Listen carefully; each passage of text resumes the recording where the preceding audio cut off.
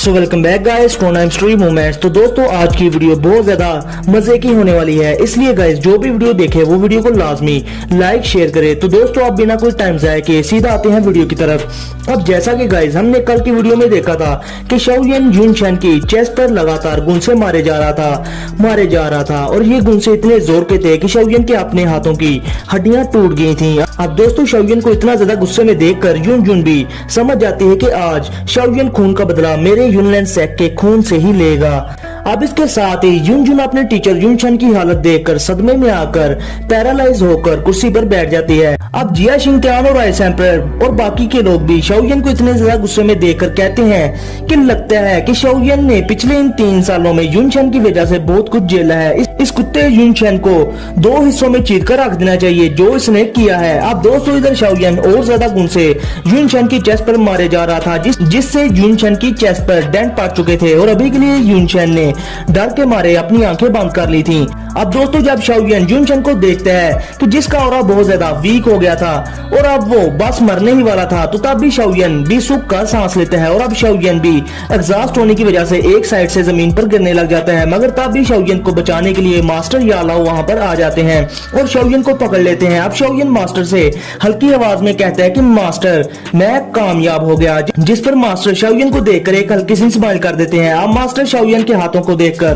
कहते हैं कि छोटे लड़के तुम बिल्कुल पागल हो, अब तुम्हें अपने हाथों की इन इंजरीज को रिकवर करने में बहुत ज्यादा टाइम लगेगा। अब इसके साथ ही शाओलिन की नजर युनशन की लाश पर पड़ती है जो जमीन पर गिरने वाली थी और फिर शाओलिन कहता है कि मास्टर युनशन की लाश को पकड़ लेंगे, एक 2 जोंग लेवल के प्रैक्टिशनर का स्केलेटन है। अब ये सुनकर तो मास्टर बहुत ज्यादा खुश हो जाते हैं और वो युनशन की लाश को पकड़ने के लिए उस तरफ बड़ी स्पीड के साथ बढ़ने लगते हैं। मगर तब भी वहां पर प्रोटेक्टर वू वहां युनशन की लाश के पास आ जाता है और वो युनशन की लाश को पकड़ लेता है, जिस पर मास्टर उससे कहते हैं तुम मेरे हाथों मरना चाहते हो क्या? जिस पर प्रोटेक्टर वो क्रीपी से स्माइल करके कहते हैं कि मैं भी देखता हूँ कि कौन किसके हाथों मरता है। अब इसके साथ ही प्रोटेक्टर वो अपनी स्वॉलोइंग 100 स्पिरिट टेक्निक का यूज करके युनशन की बॉडी से उसकी साउल को खींचकर निकाल लेता है, जिस पर हमें युनशन की बड़ी दर्दनाक चीखें सुनने को मिल रही थी।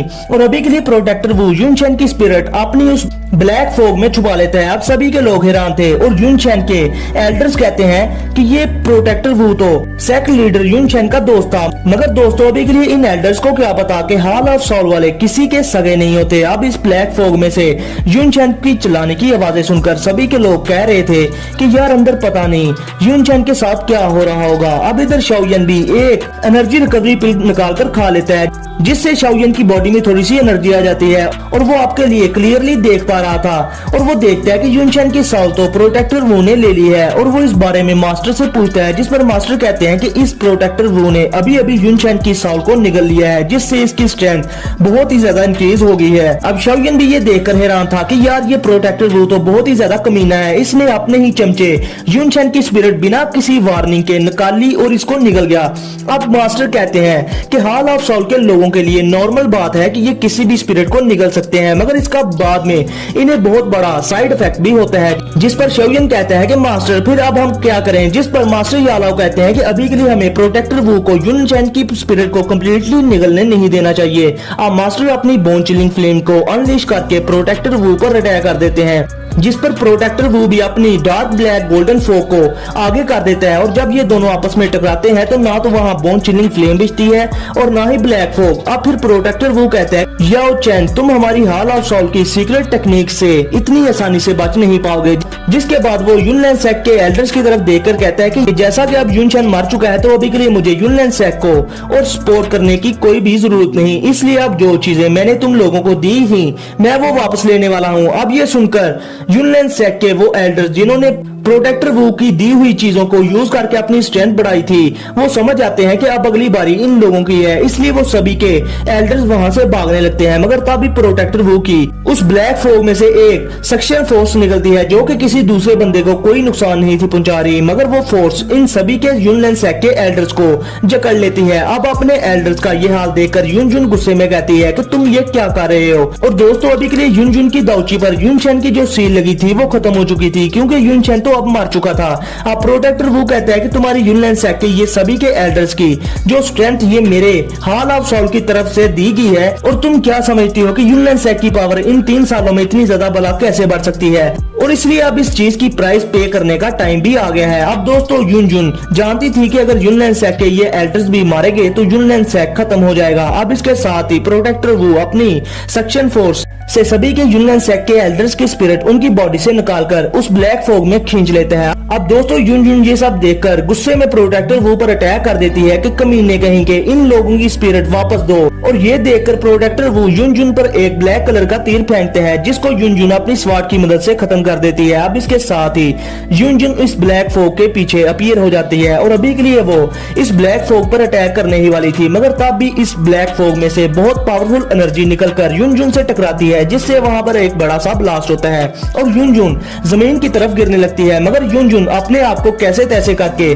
संभाल लेती है। अब शाओयन यूनियन सेक्ट के एल्डर्स की लाशों की तरफ देखकर कहता है कि अब यूनियन सेक्ट खत्म हो चुका है, जिस पर मास्टर कहते हैं कि अभी के लिए यूनियन सेक्ट मेन प्रॉब्लम नहीं है, बल्कि अभी के लिए मेन प्रॉब्लम ये प्रोटेक्टर वू है, क्योंकि अभी के लिए इस प्रोटेक्टर वू ने युनशेन के साथ साथ बहुत सारे यूनियन सेक्ट के एल्डर्स की स्पिरिट को भी अब्सॉर्ब कर लिया है, जिससे अब इसकी स्ट्रेंथ बहुत ही ज्यादा बढ़ चुकी है। और तो जब के लिए इसने इतनी ज्यादा स्पिरिट्स को निगल लिया है तो इसका डिफेंस भी काफी ज्यादा मजबूत हो चुका होगा, और हो सकता है कि आज के लिए हमारे लिए मसला बढ़ने वाला है। तो दोस्तों अभी के लिए शाओयन ने आज पहली बार मास्टर को इतना ज्यादा नाउम्मीद होता देखा था, और फिर शाओयन कहता है कि मास्टर चाहे जो भी हो मैं आपको कभी भी हॉल ऑफ सॉल वालों के हाथ नहीं लगने दूंगा, जिस पर मास्टर शाओयन के शोल्डर को थपकी देते हुए कहते हैं कि लड़के मैंने तुम्हें जो सिखाना था सिखा दिया, और अभी के लिए तुम्हें खुद पर निर्भर होना होगा। माना कि हॉल ऑफ सॉल वाले बहुत ज्यादा स्ट्रॉन्ग हैं, लेकिन एक टाइम आएगा जब तुम भी इन हॉल ऑफ सॉल वालों को ठोकने के काबिल हो जाओगे। अब दोस्तों इसी दौरान हम देखते हैं प्रोटेक्टर वू को जो कि इस ब्लैक फॉग में से निकलकर बाहर आ जाता है, और अभी के लिए उसकी बॉडी पर एक आर्मर था जो कि किसी अननोन मेटल से बना हुआ था, और अभी के लिए इसके आर्मर पर यूनियन सेक्ट के उन सभी के एल्डर्स की स्पिरिट के सर बने हुए थे जो अभी अभी इसने अब्सॉर्ब किए थे। अब दोस्तों प्रोटेक्टर वू की स्ट्रेंथ पहले से कई गुना ज्यादा बढ़ चुकी थी, और अभी के लिए प्रोटेक्टर वू का ऑरा पूरे यूनियन सेक्ट पर छा चुका था।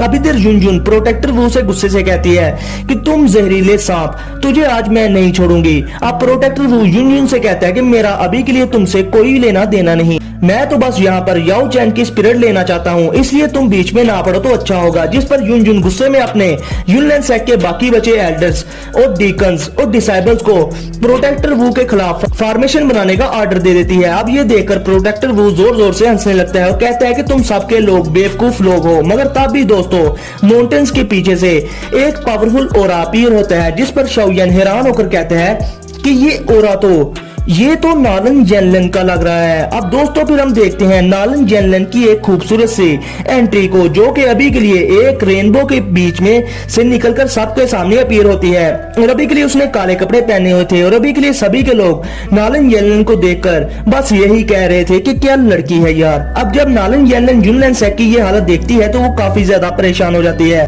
मगर तब भी वो युनजुन को देखकर अपनी टीचर युनजुन से मिलने के लिए आगे बढ़ाती है, और इधर युनजुन भी बहुत ज्यादा खुश थी कि नालन जेनलन ने लाइफ एंड डेथ गेट से ब्रेक थ्रू कर लिया है। अब दोस्तों नालन जेनलन यूनियन सेक्ट यानी कि मिस्टिक क्लाउड सेक्ट की हालत देखकर अपनी टीचर युनजुन से इस बारे में पूछती है, जिस पर युनजुन कहती है कि नालन जेनलन मुझे नहीं लगता कि अब हमारा यूनियन सेक्ट बचने वाला है, और मुझे लगता है कि अब ये बहुत जल्द ही खत्म हो जाएगा। जिसके साथ ही नालन जेनलन की नजर युनशेन की लाश पर और बाकी के एल्डर्स की बॉडीज पर पड़ती है जो कि मरे पड़े थे। अब ये सब देखकर तो नालन जेनलन पूरी तरह से शॉक थी। अब वो गुस्से में कहती है कि ये आखिर किसने किया, और अब इसके साथ ही नालन जेनलन की नजर आसमान में शाओयन पर पड़ती है, जिस पर नालन जेनलन शाओयन का मुंह खून से भरा होने के बावजूद भी उसको पहचान कर कहती है कि तुम तो शाओयन हो ना, तुम आखिर यहाँ पर क्या कर रहे हो। अब शाओयन नालन जेनलन को देखते हैं जो कि अब 2 वोंग क्लास की पीक पर पहुंच चुकी थी, और वो शायद जल्द ही 2 वोंग लेवल का ब्रेक थ्रू भी कर लेती। फिर शाओयन सोचता है कि इन 3 सालों में फॉलन आर्ट फ्लेम की मदद से उसने 2 वोंग क्लास की पीक पर पहुंच पाया है, लेकिन ये लड़की तो बिना किसी चीज के ही 2 वोंग क्लास की पीक पर कैसे पहुंच गई। अब इधर मास्टर रियालाओ शाओयन से कहते हैं कि इस लड़की की ये दाउची और स्ट्रेंथ खुद की नहीं है, बल्कि इसको ये स्ट्रेंथ युनलैन सेक से विरासत में मिली है। अब शाओयन मास्टर की बात सुनकर समझ आता है, मगर अपना शाओयन अभी नालन जेनलन से पावर के मामले में आगे रहना चाहता था। आखिर भाई लोग, ये आखिर उसकी होने वाली बीवी थी जिसके साथ इसकी शादी पहले टूट चुकी थी। अब इधर नालन जेनलन शाओयन की तरफ गुस्से में देखकर कहती है कि आज मेरे युनलैन सेक के साथ जो कुछ भी हुआ है इसके जिम्मेदार सिर्फ तुम हो। और अब नालन जेनलन शाओयन की तरफ उंगली उठाकर कहती है कि शाओयन, अगर तुम्हें मुझसे कोई प्रॉब्लम है तो तुम मेरे से पंगा लो ना।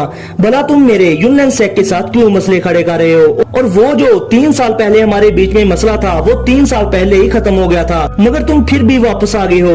क्या तुम अब मर्द कहलाने के काबिल भी हो? तो दोस्तों, यहाँ पर नालन जेनलन जो कि खुद भी 3 साल दुनिया से बेखबर लाइफ एंड डेथ गेट में रही थी, इसे युनलैन सेक्ट और शाओ क्लैन के बारे में कुछ भी नहीं था पता। और अभी के लिए इसे लग रहा था कि शाओयन ने ये सब कबाड़ा नालन जेनलन के लिए किया है, जिस पर शाओयन कहता है कि मेरा तुमसे कोई भी लेना देना नहीं, और ये जो सब कुछ आज हुआ है इस सब के लिए मैं जिम्मेदार नहीं हूँ, और ना ही तुम्हारी इतनी औकात है कि तुम मुझ पर कोई इल्जाम लगाओ। अब शाओयन मजीद कहता है कि तुम्हारे लीडर युन शेन और तुम्हारे इस पूरे युनलैन सेक्ट ने मेरे फादर को किडनैप किया और मेरे बड़े भाई शाओ डिंग को टांगों से मजदूर कर दिया, और इवन के तकरीबन मेरे शाओ क्लैन के सभी के लोगों को नियरली किल ही कर दिया था। और युनलैन सेक्ट की इतना सब कुछ करने के बाद तुम क्या चाहती हो कि मैं साधु बनकर चुप करके बैठ जाता और तुम्हारे युनलैन सेक्ट के सभी के एक्शंस को भूल जाता? अगर एक मर्द इस सब पर इस तरह से चुप करके बैठ जाए तो वो मर्द ही नहीं बल्कि एक डरपोक होता है, जिस पर नालन जेनलन नहीं मानती। और वो शाओयन से कहती है कि तुम झूठ बोल रहे हो, हमारा युनलैन सेक्ट जामा एम्पायर का जाना माना सेक्ट है, मेरा युनलैन सेक्ट तुम्हारे शाओ क्लैन के साथ ऐसा कुछ भी नहीं कर सकता। जिस पर शाओयन नालन जेनलन की बेइज्जती करते हुए कहता है कि तुम अपने टीचर युनजुन से पूछ लो कि तुम्हारे इस नेक युनलैन सेक्ट के लोगों ने मेरे शाओ क्लैन के साथ क्या किया था। जिस पर नालन जेनलन युनजुन की तरफ देखती है, जिस पर युनजुन अपनी स्टूडेंट नालन जेनलन को बताती है कि शाओयन सही कह रहा है और ये साथ ग्रैंड टीचर युन शेन ने किया था और तब के लिए इन्होंने मुझे कैद करके रखा हुआ था। जो सुनकर नालन जेनलन बड़ी शॉक्ड होती है और कहती है कि ग्रैंड टीचर युन शेन ये कैसे कर सकते हैं। जिस पर युनजुन उसे मजीद बताती है कि अब जैसा कि टीचर युन शेन शाओयन के हाथों से हार गए थे, मगर तब भी इस डीमन प्रोटेक्टर वू ने उनकी स्पिरिट और युनलैन सेक्ट के बाकी के एल्डर्स की स्पिरिट को उनसे छीन लिया। अब नालन जेनलन ये सब सुनकर हैरान थी कि क्या शाओयन ने युन शेन जो कि 2 जोंग लेवल का प्रैक्टिशनर है उसको हरा दिया। और फिर वो प्रोटेक्टर वू की तरफ देखकर सोचती है कि ये बंदा तो बहुत ही ज्यादा पावरफुल है। अब इससे पहले कि नालन जेनलन युनजुन से कुछ पूछती, युनजुन इससे पहले ही कहती है कि मैं बाकी की बातें बाद में तुम्हें बताऊंगी, इसलिए अब तुम फॉर्मेशन को कंट्रोल करने में मेरी हेल्प करो। अब दोस्तों, युनजुन फॉर्मेशन बनाना स्टार्ट कर देती है और फिर युनलैन सेक्ट के जो 3 एल्डर्स जिंदा बचे थे वो भी युनजुन की हेल्प करने के लिए सन क्लाउड फॉर्मेशन को एग्जिस्ट करना स्टार्ट कर देते हैं। अब इसके साथ ही युनजुन इस सन क्लाउड फॉर्मेशन का अटैक प्रोटेक्टर वू पर कर देती है, जिस पर बहुत ज्यादा और बहुत बड़ी बड़ी स्वार्ड्स प्रोटेक्टर वू की तरफ बढ़ने लगती है। मगर प्रोटेक्टर वू हंसते हुए इन सभी की स्वार्ड्स को अपनी ब्लैक फोक से खत्म करके ये कहता है कि तुम लोग इस ब्रोकन फॉर्मेशन से मेरा कुछ भी नहीं बिगाड़ पाओगे। अब जब युनजुन और नालन जेनलन देखती है कि इनकी इस पावरफुल फॉर्मेशन से भी प्रोटेक्टर वू को कुछ नहीं हुआ तो वो घबरा जाती हैं। अब युनजुन एक बार फिर से प्रोटेक्टर वू पर अटैक करना चाहती थी, मगर इस बार प्रोटेक्टर वू इरिटेट होकर उनकी सन क्लाउड फॉर्मेशन को भी डिस्ट्रॉय कर देता है। अब प्रोटेक्टर वू का एक बड़ा सा हाथ नालन जेनलन, युनजुन और युनलैन सेक्ट के बाकी के डिसाइबल्स पर पड़ने वाला था। और इधर युनजुन ये सब देखकर सोचती है कि आज वाकई में ही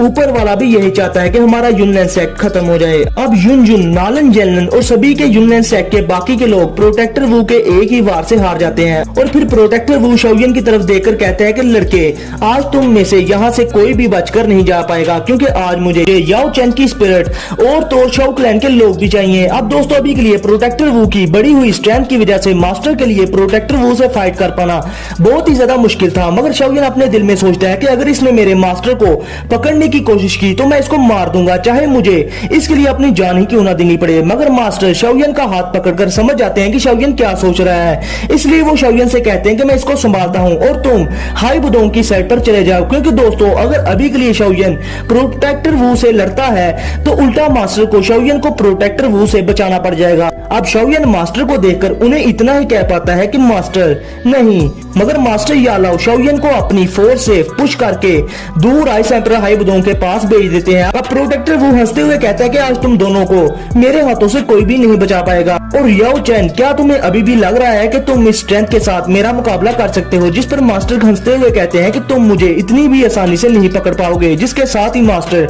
अपनी बोन चिलिंग फ्लेम बाहर निकाल लेते हैं, जिस पर प्रोटेक्टर वो कहता है कि मैंने तुम्हारी स्पिरिट को पकड़ने के लिए पहले ही बहुत ज्यादा प्राइस पे कर दी है, मगर तब भी मास्टर भी अपनी सभी की स्पिरिचुअल स्ट्रेंथ को अनलीश कर देते हैं, जिससे पूरे आसमान में एक पावरफुल प्रेशर वाली स्ट्रेंथ फैल जाती है। और अभी के लिए प्रोटेक्टर वो भी अपनी ब्लैक फॉग को अनलीश करके पूरे आसमान को इसके साथ कवर कर लेता है, जो देखकर सभी के लोग हैरान थे। अब इसके साथ ही प्रोटेक्टर वो वहां से डिसअपीयर हो जाता है, मगर मास्टर यालाव जो कि अभी के लिए अपनी बोन चिलिंग फ्लेम से पूरी तरह से कवर थे, वो एक डायरेक्शन में अपना पंच घुमाकर दे मारते हैं जहां पर प्रोटेक्टर वो था। अब जैसे ही इन दोनों की फिस्ट आपस में टकराती हैं, तो वहां पर एनर्जी का बहुत बड़ा एक्सप्लोजन होता है और अब मास्टर और प्रोटेक्टर वो सभी के लोगों के सामने बहुत ही दासू फाइट करना स्टार्ट कर देते हैं। और अभी के लिए वो किसी को नजर नहीं आ रहे थे, बस जब भी वो एक दूसरे पर अटैक करते थे तो तब ही वो थोड़े से नजर आते थे और फिर वो गायब हो जाते थे। अब ये फाइट देखकर तो सभी के लोग बिल्कुल पूरी तरह से डर चुके थे। अब शोयन भी जानता था कि मास्टर अभी के लिए अपनी बोन चिलिंग फ्लेम की मदद से काफी स्ट्रॉन्ग है, लेकिन अगर ज्यादा देर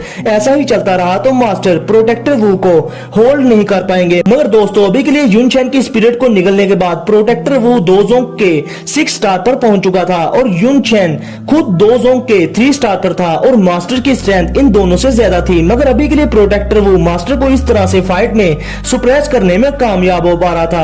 अब वाइस एम्परर हाइबदोंग भी मास्टर यालाव को डिसएडवांटेज में जाता देखकर इनकी हेल्प करना चाहते थे, मगर अभी के लिए वो सिर्फ 2 होंग लेवल की पीपर थे और इसने अभी तक 2 जोंग का ब्रेक थ्रू नहीं किया था। अब इधर शोयन भी सोचता है कि अगर वो इतना ज्यादा इंजर्ड और एग्जॉस्ट ना हुआ होता तो वो लाजमी अपनी तीनों की हेवनली फ्लेम से एंग्री बुद्धा लोटस बनाकर प्रोटेक्टर वू को सीरियसली इंजर्ड कर देता, जिससे मास्टर इजीली प्रोटेक्टर वू को हरा पाते। मगर अभी के लिए शोयन की बॉडी में थोड़ी सी भी दाउची नहीं थी बची, भला वो इतना पावरफुल अटैक चार्ज कैसे कर पाता। मगर शोयन आसमान की तरफ देखकर सोचता है कि मुझे थोड़ा और वेट करना चाहिए, अगर मसला ज्यादा बढ़ गया तो वो फिर मास्टर को बचाने के लिए अपनी जान भी दे देगा।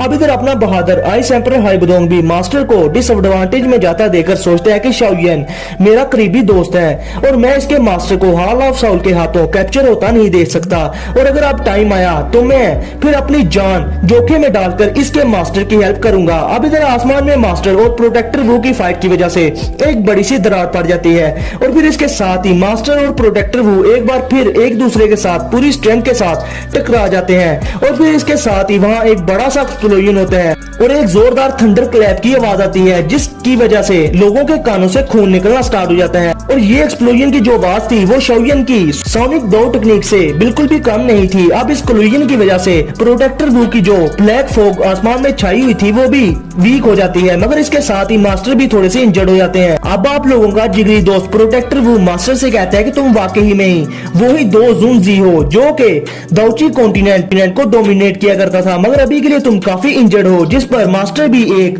स्माइल के साथ कहते हैं कि अभी के लिए तुम्हारी कंडीशन भी ऐसी नहीं कि तुम मेरे साथ फाइट कंटिन्यू रख सको। तो दोस्तों अभी के लिए इस अटैक में मास्टर और प्रोटेक्टर वू दोनों ही काफी ज्यादा इंजर्ड हो चुके थे। अब दोस्तों वो कुत्ता प्रोटेक्टर वू जब देखते हैं कि वो मास्टर को काबू नहीं कर पा रहा तो वो मास्टर से कहते हैं कि कैसा होगा अगर मैं तुम्हारे डिसाइबल को पकड़ लूं और फिर शायद इसके बाद तुम अपनी स्पिरिट मेरे हवाले कर दो। अब ये कहते ही प्रोटेक्टर वू शोयन की तरफ जो कि अभी के लिए आइस एम्परर जिया शिंगत्यान के साथ खड़ा था उसकी तरफ बड़ी स्पीड से बढ़ने लगता है, मगर मास्टर ये देखकर गुस्से से कहते हैं कि घटिया इंसान। अब मास्टर प्रोटेक्टर वू को शोयन को कोई नुकसान पहुंचाने से रोकना चाहते थे और वो उसके पीछे भी जाते हैं, मगर प्रोटेक्टर वू की स्पीड बहुत ही ज्यादा फास्ट थी। अब इधर नालनजी नालनचू मूजेन प्रोटेक्टर वू को शोयन की तरफ आता देखकर वहां से डरकर हट जाते हैं, मगर अभी के लिए अपना आइस एम्परर हाइबदोंग शोयन के सामने प्रोटेक्टर वू को रोकने के लिए खड़ा हो जाता है। ये देखकर जिया शिंगत्यान भी इसके साथ आ जाता है और शोयन के साथी ब्लैक कॉर्नर रीजन के वो तीनों बड़ी फैक्शंस के लीडर्स भी शोयन को बचाने के लिए आगे आ जाते हैं, मगर प्रोटेक्टर वू अपने एक ही ब्लो से आइस एम्परर जिया शिंगत्यान और बाकी के सभी के लोगों को दूर फेंक देते हैं और फिर प्रोटेक्टर वू शोयन की तरफ अपना बड़ा सा क्ला बढ़ाते हुए कहता है कि लड़के चुप करके अपने क्लैन की वो चीज मेरे हवाले कर दो ताकि मैं तुम्हें आसान मौत दे सकूं। अब सभी के लोग हैरान थे कि शोयन को आज प्रोटेक्टर वू ले जाएगा, मगर तभी वहां पर एक पावरफुल पर्सन आकर प्रोटेक्टर वू के उस अटैक को रोककर शोयन को वहां से लेकर दूर चला जाता है। अब प्रोटेक्टर वू जो के पूरी तरह से काम गया था वो कहता है कि तुम कौन हो और क्या तुम में इतनी हिम्मत है कि तुम मेरे हॉल ऑफ साउल के मामलात में टांग अड़ाओ। जिसके साथ ही हम देखते हैं क्वीन मेडुसा को जो कि बड़े एटीट्यूड से प्रोटेक्टर वू से कहती है कि इस लड़के शोयन की जिंदगी मेरे हाथ में है। अब क्वीन मेडुसा को देखकर तो जिया शिंगत्यान भी हैरान था, क्योंकि इन 3 सालों में उसने क्वीन मेडुसा को नहीं देखा था। और दोस्तों क्वीन मेडुसा की जामा एम्पायर में रेपुटेशन बहुत ही ज्यादा थी, क्योंकि तगीर डेजर्ट जामा एम्पायर में ही था। अब वाइस एम्परर भी क्वीन मेडुसा को देखकर सुख का सांस लेते हैं, क्योंकि अभी के लिए उन्हें पता था कि क्वीन मेडुसा भी एक ट्रू दोजोंग लेवल की प्रैक्टिशनर है और वो अभी के लिए शाओयन को इजीली प्रोटेक्टर वू से प्रोटेक्ट कर पाएगी। अब इधर जिया शिंगत्यान क्वीन मेडुसा को देखकर जेलस भी हो रहा था कि क्वीन मेडुसा ने उससे पहले दोजोंग लेवल का ब्रेक थ्रू कर लिया। अब इधर नालन जेनलन और युनजुन भी शाओयन के साथ एक बार फिर से क्वीन मेडुसा को देखकर हैरान थे। अब इधर शाओयन भी क्वीन मेडुसा को देखकर खुश होकर कहते हैं कि मुझे पता था कि तुम मेरी मदद के लिए जरूर आओगी, जिस पर क्वीन मेडुसा भी गुस्से में कहती है कि मैं सिर्फ तुम्हें 100 रिकवरी पिल के लिए बचा रही हूँ, वरना किसे परवाह है कि तुम मरो या जियो। जिस पर अपना शाओयन इस बात का कोई भी जवाब नहीं देता, मगर वो इस मुश्किल सिचुएशन में क्वीन मेडुसा से बड़े प्यार से कहते हैं कि अगर आज तुम मेरी सिर्फ एक हेल्प कर दो तो मैं बाद में अपनी लाइफ खुद ही तुम्हारे हवाले कर दूंगा। अब शाओयन की ये बात सुनकर क्वीन मेडुसा हैरान थी कि आज तक शाओयन ने इससे इस तरह से भीख मांगने के अंदाज में कोई चीज नहीं थी मांगी, क्योंकि शाओयन का करैक्टर ही ऐसा था। मगर क्वीन मेडुसा सोचती है कि आज इसको क्या हो गया।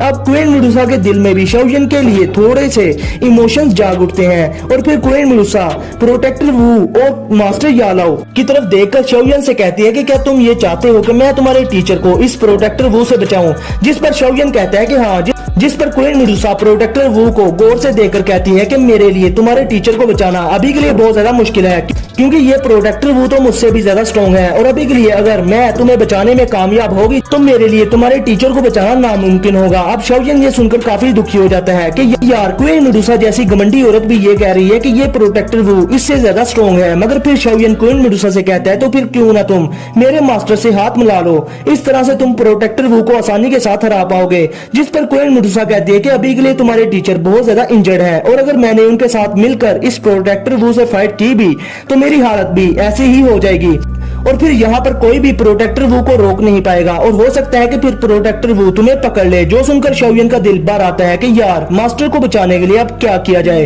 अब इधर प्रोटेक्टर वू भी, जिसने क्वीन मेडुसा के बारे में पहले से सुन रखा था कि इस तगीर डेजर्ट में एक बहुत ही ज्यादा स्ट्रॉन्ग एक्सपर्ट क्वीन मेडुसा है, मगर दोस्तों वो क्वीन मेडुसा पहले वाली क्वीन मेडुसा थी जिसके बारे में प्रोटेक्टर वू ने सुना था और तो हाल ऑफ साल वालों की उस क्वीन मेडुसा पर भी नजर थी। अब प्रोटेक्टर वू बड़े अच्छे तरीके से क्वीन मेडुसा से कहता है कि तुम्हें मेरे मामलात में पंगा नहीं करना चाहिए, वरना हाल ऑफ साल की तरफ से कहीं तुम पर भी मुसीबत ना गिर जाए। जिस पर क्वीन मेडुसा कहते हैं कि इस लड़के शाओयन की जिंदगी मेरी है और इसको मारने का हक मेरे सिवा और किसी के पास भी नहीं है। अब इसके साथ ही प्रोटेक्टर वो अपना पावरफुल ऑरा अनलीश करता है, जो देखकर क्वीन मेडुसा सोचती है कि इसको मैं अकेले नहीं हरा सकती। जिस पर क्वीन मेडुसा शाओयन से कहती है कि अगर ये बात है तो मैं तुम्हारे टीचर के साथ मिलकर इस प्रोटेक्टर वू से फाइट करूंगी। अब दोस्तों अभी के लिए अगर क्वीन मेडुसा शाओयन को प्रोटेक्ट करने में लग जाती तो प्रोटेक्टर वू अपने कुछ ही अटैक्स करके मास्टर को पकड़ लेता, जिस पर फिर अपने शाओयन की सटक जानी थी। अब इधर शाओयन क्वीन मेडुसा को थैंक्स बोलता है और क्वीन मेडुसा को ग्रीट करके कहते हैं कि मैं शाओयन तुम्हारा ये एहसान जिंदगी भर नहीं भूलूंगा। और दोस्तों आप खुद देख लो शाओयन अपने मास्टर से कितना प्यार करता था कि अपने मास्टर के लिए वो क्वीन मेडुसा के आगे झुक गया। अब इस पर क्वीन मेडुसा भी कहती है कि तुम ये ना समझना कि हमारे बीच में कोई भी रिलेशन है, मैं तो ये सब सिर्फ 100 रिकवरी पिल के लिए ही कर रही हूँ। अब इसके साथ ही क्वीन मेडुसा अपनी 7 कलर की एनर्जी को अनलीच कर लेती है, जो कि किसी रेनबो की तरह दिख रही थी। और इधर मास्टर भी अपनी बोन चिल्लिंग फ्लेम को एक बार फिर से बाहर निकाल लेते हैं। अब क्वीन मेडुसा और मास्टर प्रोटेक्टिव वू पर इसकी बैक और फ्रंट से अटैक करने के लिए आगे बढ़ने लगते हैं। अब ये देखकर प्रोटेक्टिव वू के तोते उड़ जाते हैं, क्योंकि ये दोनों के क्वीन मेडुसा और मास्टर काफी ज्यादा स्ट्रॉन्ग थे और अगर इन दोनों के अटैक्स इसे लग गए तो फिर इसे मास्टर की स्पिरिट लेने की बजाय अपनी स्पिरिट देनी पड़ जाएगी, यानी कि प्रोटेक्टर वू यहीं पर मारा जाएगा। अब प्रोटेक्टर वू ये देखकर सोचता है कि मुझे अपना वो फाइनल मूव अब करना ही होगा, मगर युन चेन जैसे एक दोजोंग लेवल के प्रैक्टिशनर की स्पिरिट किस्मत से ही मिलती है, मगर अब मुझे ये मजबूरन करना ही होगा। अब इसके साथ ही प्रोटेक्टर वू एक फॉर्मेशन बनाता है जिससे उसका वो ब्लैक कलर का आर्मर किसी लिविंग थिंग की तरह हिलने लगता है और इसमें से युन चेन की स्पिरिट का बड़ा सा सर बाहर आ जाता है। और अभी के लिए सभी के लोग युन चेन की स्पिरिट के चेहरे की तरफ देखकर अंदाजा लगा सकते थे कि अभी के लिए युन चेन की स्पिरिट कितने ज्यादा दर्द में है। अब युनजुन नालन जेनलन भी अपने टीचर की इस हालत को देखकर काफी ज्यादा गुस्से में थी और इधर मास्टर यालाओ और क्वीन मेडुसा भी प्रोटेक्टर वू के इस एक्शन को देखकर काफी ज्यादा हैरान थे। अब प्रोटेक्टर वू अपने बड़े से गोस्ट लाइक क्लास को युनचैन के स्पिरिचुअल हेड के ऊपर नीचे रखकर एक ब्लैक ग्लो युनचैन की स्पिरिचुअल हेड में बढ़ने लगता है, जिससे वो युनचैन का वो स्पिरिचुअल हेड 400 फीट से भी बड़ा हो जाता है। और अभी के लिए वो दर्द से चला रहा था, मगर तभी युनचैन का वो स्पिरिचुअल हेड ब्लास्ट हो जाता है, जिसके साथ ही हमें युनचैन की एक दर्दनाक चीख सुनाई देती है। अब दोस्तों प्रोटेक्टर वू ने ये जो टेक्निक यूज की थी, ये all of nature funeral spirit technique थी, जिसकी मदद से इसने युनचैन की स्पिरिट को ब्लास्ट कर दिया था, जिससे एक बहुत बड़ा एक्सप्लोजन होता है, जिससे बहुत ज्यादा ब्लैक कलर की स्पिरिचुअल और दाउची एनर्जी निकलती है, जिससे कि पूरा आसमान कवर हो जाता है और हर तरफ अंधेरा हो जाता है। अब दोस्तों शाओयन कहते हैं कि मुझे मास्टर और काइलिन की फिक्र हो रही है कि पता नहीं वो कैसे होंगे। अभी इधर राइस एम्परर और जिया शिंगटियान भी कहते हैं कि प्रोटेक्टर वू ने ये इतना बड़ा अटैक कैसे कर दिया, जिस पर ओल्ड फार्मा उन्हें बताता है कि प्रोटेक्टर वू ने युनचैन को अपनी स्पिरिचुअल बॉडी को डिस्ट्रॉय करने पर मजबूर कर दिया था। और अभी के लिए स्पिरिचुअल ब्लास्ट का टारगेट क्वीन मेडुसा और शाओयन के मास्टर थे, जिस पर राइस एम्परर अपनी दाउची बाहर निकालकर हर सिचुएशन के लिए तैयार हो जाता है। और अब इधर शाओयन को आसमान से किसी के चलाने की बहुत तेज आवाज आती है, जिस पर शाओयन अभी के लिए इस डायरेक्शन में देखकर कहते हैं कि नहीं, मास्टर अभी के लिए इंजर्ड हो चुके हैं। अब इसके साथ ही शाओयन अपनी ग्लेज लोटस हार्ट फ्लेम बाहर निकाल लेता है और फिर थोड़ी देर के बाद ही बादल छटते हैं, तो हम क्वीन मेडुसा और मास्टर को एक साथ देखते हैं। और अभी के लिए इन दोनों की हालत बिल्कुल भी अच्छी नहीं थी और मास्टर की इल्यूमिनरी बॉडी तो और भी ज्यादा कमजोर हो गई थी। और दोस्तों अभी के लिए प्रोटेक्टर वू ने युनचैन की स्पिरिट के ब्लास्ट की बची हुई एनर्जी को अपने हाथों से कंट्रोल कर रहा था और वो स्पिरिचुअल पावर को अपने दोनों हाथों पर लेकर मास्टर और क्वीन मेडुसा की तरफ बड़ी तेजी से बढ़ने लगता है। और फिर वो युनचैन की सेल्फ डिस्ट्रक्शन स्पिरिचुअल पावर से क्वीन मेडुसा और मास्टर पर अटैक कर देता है, जिसे अभी के लिए मास्टर और क्वीन मेडुसा डॉज नहीं कर पाते। और इस अटैक के बाद क्वीन मेडुसा के मुंह से खून निकलना स्टार्ट हो जाता है और इधर मास्टर की हालत और भी ज्यादा खराब हो जाती है और उनकी बोन चिलिंग फ्लेम से बनी प्रोटेक्टिव शील्ड टूटकर बिखर जाती है और अभी के लिए मास्टर सीरियसली इंजर्ड हो जाते हैं। अब प्रोटेक्टर वू मास्टर के सामने अपीयर होकर कहते हैं कि याओ चैन, मैंने कहा था ना कि मैं आज तुम्हें यहाँ से हॉल ऑफ सोल में लेकर जाकर ही रहूंगा। जिस पर क्वीन मेडुसा आगे बढ़कर प्रोटेक्टर वू को मास्टर यालाओ की तरफ बढ़ने से रोकने के लिए आगे बढ़ती है, मगर प्रोटेक्टर वू युनचैन की स्पिरिचुअल एनर्जी से क्वीन मेडुसा का रास्ता ब्लॉक कर लेते हैं। अब इसके बाद प्रोटेक्टर वू अपने बड़े से क्लास से मास्टर की ट्रांसपेरेंट स्पिरिचुअल बॉडी को पकड़ने लगता है। और दोस्तों अभी के लिए मास्टर में और ज्यादा फाइट करने की जरा सी भी ताकत नहीं थी बची। और फिर जब इससे पहले के प्रोटेक्टर वू का वो बड़ा सा क्ला मास्टर को पकड़ पाता, मास्टर शाओयन के पीले पड़े चेहरे की तरफ देखते हैं और फिर वो शाओयन को देखकर एक स्माइल करते हैं। और फिर इसके बाद मास्टर अपनी आंखों के दरमियान से अपनी बोन चिलिंग फ्लेम की गुत्थी यानी कि बोन चिलिंग फ्लेम का मेन एसेंस को निकालकर शाओयन की तरफ भेज देते हैं। अब वो बोन चिलिंग फ्लेम का एसेंस बड़ी स्पीड में शाओयन के सर में जाकर घुस जाता है। अब जैसे ही बोन चिलिंग फ्लेम का वो एसेंस शाओयन के फोरहेड में एंटर होता है, तो शाओयन को अपने माइंड में मास्टर की आवाज आती है और अभी के लिए मास्टर शाओयन से कहते हैं कि नन्हे साथी, अब मैं तुम्हारा टीचर तुम्हारे साथ और ज्यादा देर तक नहीं रह पाऊंगा। अब तुम्हें फ्यूचर में अपने पैरों पर खड़ा होना होगा। और हाँ, तुम अब वो छोटे लड़के नहीं हो जो हमेशा अपने मास्टर पर ही निर्भर रहता था। अब तुम्हें फ्यूचर में और ज्यादा स्ट्रॉन्ग होना होगा और मेरी एक्सपेक्टेशन पर पूरा उतरना होगा और मुझे उम्मीद है कि मैं वो दिन देखने के लिए जिंदा रहूंगा। अब ये सुनकर शाओयन काम कर रह जाता है और अभी के लिए शाओयन ने कभी ये एक्सपेक्ट नहीं किया था कि कोई उसको इसके मास्टर से भी दूर कर देगा।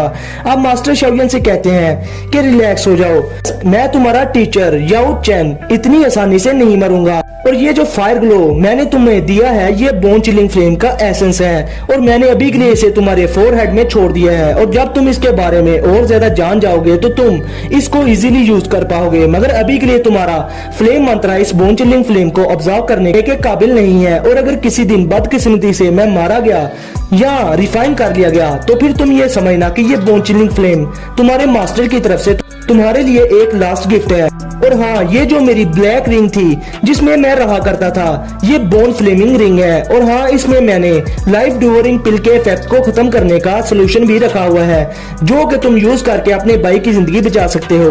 और इसमें कुछ चीजें और भी हैं जो मैंने तुम्हारे लिए छोड़ी हैं। और अगर हाँ, कल को तुम मेरे एक फ्रेंड फैन जुंगजी से मिलो तो तुम इसे मेरी ये रिंग दिखाना, वो मेरी ये रिंग देखकर तुम्हारी हर बात पर यकीन करेगा और तुम्हारी हेल्प भी करेगा। अब मास्टर शाओयन से मजीद कहते हैं कि तुम मेरे बारे में फिक्र ना करना, हॉल ऑफ सोल के लोग इतनी आसानी से मेरी स्पिरिट को रिफाइन नहीं कर पाएंगे, मगर तुम ध्यान रखना कि जब तक तुम स्ट्रॉन्ग नहीं हो जाओ तुम इनसे कोई भी पंगा नहीं लोगे। और तो और अगर तुम मुझे यानी अपने मास्टर को और अपने फादर को बचाना चाहते हो तो तुम किसी भी सीरियस इस मैटर में नहीं पड़ोगे। और हाँ शाओयन, तुम मेरे वो स्टूडेंट हो जिस पर मुझे बहुत ही ज्यादा फख्र है और मैं तुमसे बहुत ज्यादा खुश भी हूँ। अब इसके साथ ही मास्टर की आवाज हंसते हुए कहीं अंधेरों में गायब हो जाती है और दूसरी तरफ प्रोटेक्टर वो अपनी हैंड सील का यूज करके मास्टर की स्पिरिट को अपनी ब्लैक फॉग में ऑब्जर्व कर लेता है। तो दोस्तों ये सीन काफी ज्यादा सैड भी था। और फिर इसके बाद प्रोटेक्टर वो इस ब्लैक फॉग को अपनी स्टोरी रिंग में डाल लेता है। अब प्रोटेक्टर वो मास्टर को पकड़ने के बाद सोचता है कि हॉल ऑफ सॉल का चीफ इस बार इससे बहुत ज्यादा खुश होगा क्योंकि उसने दाओ जुन जी की स्पिरिट को पकड़ लिया है। मगर इधर क्वीन मेडुसा मास्टर याला को बचाने के लिए अभी भी प्रोटेक्टर वो की स्टोरी रिंग की तरफ बढ़ रही थी। मगर प्रोटेक्टर वो वहां से शाओयन की तरफ बड़ी स्पीड के साथ बढ़ने लगता है और फिर वो शाओयन से कहते हैं कि लड़के, तुम्हारे टीचर को मैंने पहले ही पकड़ लिया है, इसलिए क्यों ना तुम भी जाकर अपने टीचर को कंपनी दो।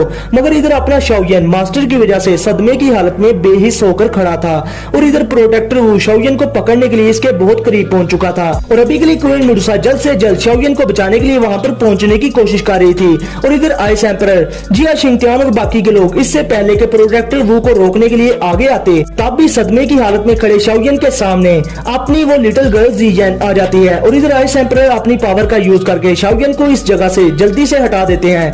इधर प्रोटेक्टर वू ज़ियन से कहते हैं कि लिटिल गर्ल, तुम क्या मेरे हाथ से मरना चाहती हो।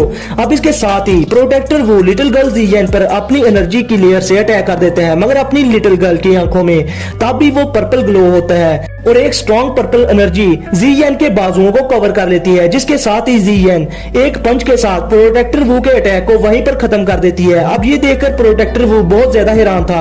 मगर दोस्तों अभी के लिए इतनी ज्यादा पावर का यूज करने की वजह से लिटिल गर्ल ज़ियन का ऑरा बहुत ज्यादा वीक हो गया था और इसलिए अब प्रोटेक्टर वू एक बार फिर से लिटिल गर्ल ज़ियन पर अटैक कर देते हैं। मगर तब के लिए वहां पर क्वीन मेडुसा पहुंच चुकी थी। वो ज़ियन के आगे आकर प्रोटेक्टर वू की गर्दन पर अपनी तलवार से वार करने लगती है। मगर तब भी प्रोटेक्टर वू अपने बड़े से मेटल क्लास से क्वीन मेडुसा के इस अटैक को रोक लेता है। अब प्रोटेक्टर वू क्वीन मेडुसा से कहता है कि मेडुसा, क्या तुम वाकई में ही हमारे हॉल ऑफ सॉल वालों को अपने दुश्मन बनाना चाहती हो। और दोस्तों अभी के लिए प्रोटेक्टर वू पूरी तरह से एग्जॉस्ट हो चुका था। पहले के लिए तो वो मास्टर के हाथों से बहुत बुरी तरह से पिटा था, दूसरा उसने बहुत सारी सीक्रेट टेक्निक्स के यूज किया था जिसकी वजह से अब उसकी स्ट्रेंथ बहुत ही ज्यादा कम रह गई थी। और अगर अभी के लिए उसने क्वीन मेडुसा से और ज्यादा फाइट की तो वो इजीली मारा जाएगा। अब इधर क्वीन मेडुसा बिना कुछ कहे प्रोटेक्टर वू पर एक बार फिर से अपनी कलरफुल स्वॉर्ड के साथ अटैक कर देती है और इस दौरान वो शाओयन को भी देखती है जो कि अभी के लिए अपने मास्टर के सदमे की वजह से जिंदा लाश बन चुका था। और शाओयन की ये हालत देखकर क्वीन मेडुसा को प्रोटेक्टर वू पर गुस्सा आ जाता है और वो अपना स्वॉर्ड अटैक और ज्यादा तेज करके कहती है कि कमीने कहीं के अभी शाओयन के टीचर याओ लाओ की स्पिरिट हमारे हवाले कर दो। मगर प्रोटेक्टर वू क्वीन मेडुसा के अटैक को डॉज करके हंसते हुए कहते हैं कि तुम सपने देखना छोड़ दो क्योंकि मैं ऐसा नहीं करने वाला। और फिर वो शाओयन की तरफ देखते हैं जो कि अभी के लिए एक जिंदा लाश बनकर खड़ा था। और प्रोटेक्टर वू शाओयन से कहता है कि छोटे लड़के, तुम आज के लिए बहुत ज्यादा लकी हो जो तुम मुझसे बच सके हो। और तो और हमारे हॉल ऑफ सॉल वाले अभी भी तुम्हारे शाओ क्लैन में बहुत ज्यादा इंटरेस्टेड है। और हाँ, मैं फिर कभी किसी दिन तुम्हें भी तुम्हारे टीचर की तरह आकर पकड़ ले जाऊंगा। अब इसके साथ ही प्रोटेक्टर वू मास्टर की स्पिरिट को लेकर हंसते हुए वहां से चला जाता है। अब इधर शाओयन प्रोटेक्टर वू की हंसने की आवाज सुनकर सदमे से बाहर आता है और वो जोर से कहता है कि कमीने कहीं के मेरे टीचर की स्पिरिट को वापस लौटाओ। अब ये कहकर शाओयन अपने फायर विंग्स बाहर निकालकर प्रोटेक्टर वू के पीछे जाने लगता है। और अभी के लिए शाओयन अपनी फ्लेम को मर्ज करके इतनी वीक स्टेट में भी एंग्री बुद्धा लोटस बनाना स्टार्ट करने लगता है। अब शाओयन को गुस्से में अपने ऊपर अटैक करता देखकर प्रोटेक्टर वू और ज्यादा खुश हो जाता है कि चलो अब मैं इस लड़के को इजीली पकड़कर यहाँ से भाग जाऊंगा। मगर क्वीन मेडुसा आगे आकर शाओयन को कस के पकड़ लेती है और वो इससे कहती है कि अभी के लिए ऐसा ना करो क्योंकि इस तरह से करके तुम अपने मास्टर को डिसअपॉइंट कर दोगे। और अगर प्रोटेक्टर वू ने तुम्हें भी पकड़ लिया तो फिर तुम्हारे मास्टर को हॉल ऑफ सॉल वालों से कौन बचाएगा। अब शाओयन क्वीन मेडुसा की बात सुनकर लॉजिक को समझ जाता है और फिर इधर प्रोटेक्टर वू भी कहता है कि शिट, ये क्वीन मेडुसा ने शाओयन को मेरे हत्थे लगने से रोक लिया। और फिर प्रोटेक्टर वू शाओयन से मजीद कहता है कि छोटे लड़के, तुम्हारे मास्टर की स्पिरिट कोई मामूली स्पिरिट नहीं है। इवन के हाल चीफ भी इसकी स्पिरिट को इतनी जल्दी कुछ नहीं करेंगे, इसलिए इस दौरान तुम हॉल ऑफ सॉल में अपने टीचर को बचाने के लिए आ जाना। मैं प्रोटेक्टर वू तुम्हारा वहां पर वेट करूंगा। अब ये कहकर प्रोटेक्टर वू वहां से ब्लैक फॉग में कन्वर्ट होकर हंसते हुए चला जाता है। अब प्रोटेक्टर वू को मास्टर को ले जाता देखकर शाओयन जमीन पर बैठकर अपना सर पकड़कर जोर जोर से दाढ़े मारकर रोने लगता है। अब दोस्तों सच पूछो तो ये सीन बहुत ही ज्यादा इमोशनल था। अब शाओयन को इस तरह से दाढ़े मार मार कर रोता रोता देखकर क्वीन रुसा बड़े प्यार से शाओयन के सर पर हाथ फेरकर उससे कहती है कि तुम्हें और ज्यादा हार्ड ट्रेनिंग करनी होगी अगर तुम वाकई में ही अपने टीचर को रेस्क्यू करना चाहते हो तो, और तुम्हारे मास्टर की लास्ट होप अब तुम ही हो, इसलिए उन्हें डिसअपॉइंट ना करना। और मजीद ये कि अब तुम अकेले भी नहीं हो, तुम्हारा शाओ क्लैन अभी के लिए तुम्हारे साथ है। अब इधर आइस एम्परर और जिया शिंगत्यान चुप करके शाओयन को रोता देख रहे थे, जो कि किसी जख्मी बीस्ट की तरह रो रहा था, और वो सोच रहे थे कि यार हमने एक्सपेक्ट नहीं किया था कि प्रोटेक्टर वू की स्ट्रेंथ इतनी ज्यादा बढ़ जाएगी कि शाओयन के पावरफुल मास्टर भी उसको हरा नहीं पाएंगे और उनकी किस्मत का फैसला इस तरह से तय होगा। अब दोस्तों इधर नालन जेलन और युनजुन शाओयन को इस तरह से रोता देखकर पूरी तरह से हैरान थी, और इस दौरान युनजुन ने नालन जेलन को युनचेन के सभी के काले करतूत बता दिए थे, जो कि उसने उन 3 सालों में जामा एम्पायर के अंदर किए थे। अब नालन जेलन कहती है कि टीचर अब हम क्या करें, इसने तो ग्रैंड टीचर को भी और सभी के यूनलैंड सेक्ट के एल्डर्स को भी किल कर दिया है। अब युनजुन भी सोचती है कि इस बार तो शाओयन यूनलैंड सेक्ट में किसी को भी नहीं छोड़ेगा, जैसा कि पास में यूनलैंड सेक्ट ने शाओ क्लैन के साथ किया था। शाओयन अब इसका बदला बाकी के यूनलैंड सेक्ट के बचे हुए लोगों से भी लेगा। और अभी के लिए जो बात युनजुन ने नालन जेलन को नहीं बताई थी वो ये थी कि आज का मसला अभी तक खत्म नहीं हुआ, क्योंकि शाओयन के फादर यूनलैंड सेक्ट की वजह से गुम हुए, और अब तो वो बंदा जो कि शाओयन का टीचर मास्टर था, जिसको शाओयन अपनी जान से भी ज्यादा चाहता था और उसकी रिस्पेक्ट करता था, आज वो यूनलैंड सेक्ट की वजह से ही शाओयन से दूर चला गया। तो अब शाओयन वाकई में ही यूनलैंड सेक्ट को नहीं छोड़ेगा। अब युनजुन कहती है कि मुझे नहीं लगता कि हमारा ये यूनलैंड सेक्ट अब जामा एम्पायर में रहेगा। अब युनजुन इस सब के लिए अपने आप को ब्लेम करने लगती है कि काश उसने 6 सालों पहले नालन जेलन को शाओयन से मैरिज तोड़ने पर हेल्प ना की होती, तो आज ये सभी के मसले ना होते। अब इधर कुछ देर के बाद जब शाओयन रो धो कर चुप होता है तो वो क्वीन रुसा को साइड पर हटाकर यूनलैंड सेक्ट के लोगों की तरफ गुस्से में देखने लगता है, जो देखकर यूनलैंड सेक्ट के 3 बचे एल्डर्स और डिसाइबल्स बहुत ज्यादा डर जाते हैं, क्योंकि इन्होंने 3 सालों में जो कुछ किया था अब उसका फल लेने का टाइम आ चुका था। अब इसके साथ ही आइस एम्परर क्वीन रुसा, जिया शिंगत्यान और बाकी के सभी के लोग शाओयन के पीछे आकर खड़े हो जाते हैं। अब ये देखकर युनजुन, जो कि युनचेन के मरने के बाद अब न्यू लीडर बन चुकी थी, और इसलिए वो यूनलैंड सेक्ट को शाओयन के हाथों अब मजीद बर्बाद होता नहीं देख सकती थी। और फिर वो शाओयन से कहते हैं कि तुमने अब युनचेन को मार दिया है और अब तुम मजीद क्या करना चाहते हैं। और दोस्तों अभी के लिए तो युनजुन भी अपने दिल में सोचती है कि जो काम युनचेन ने इन 3 सालों में किए हैं इनके लिए युनचेन को तो मर ही जाना चाहिए था। अब इधर शाओयन युनजुन की बातें सुनकर गुस्से में हंसते हुए कहते हैं कि मैं क्या चाहता हूँ, तो अच्छा तुम्हारे यूनलैंड सेक्ट ने मेरे फादर को किडनैप किया, मेरे शाओ क्लैन को डिस्ट्रॉय कर दिया, और इवन के अब तुम्हारे यूनलैंड सेक्ट की वजह से मेरे टीचर हॉल ऑफ सॉल के हत्थे भी चढ़ गए, और मुझे भी नहीं पता कि उनका अब क्या फ्यूचर होगा, और तुम मुझसे अब भी पूछ रही हो कि मैं क्या चाहता हूँ, जिस पर युनजुन लाजवाब हो जाती है। मगर फिर वो कहते हैं कि तुमने यूनलैंड सेक्ट की देखो क्या हालत कर दी है, क्या प्लीज तुम अभी भी नहीं रुकोगे। जिस पर शाओयन कहता है कि मैं स्टॉप करूं, और फिर शाओयन मजीद गुस्से में हंसते हुए कहता है कि मैं अब तब तक नहीं रुकूंगा जब तक मैं इस यूनलैंड सेक्ट के लोगों के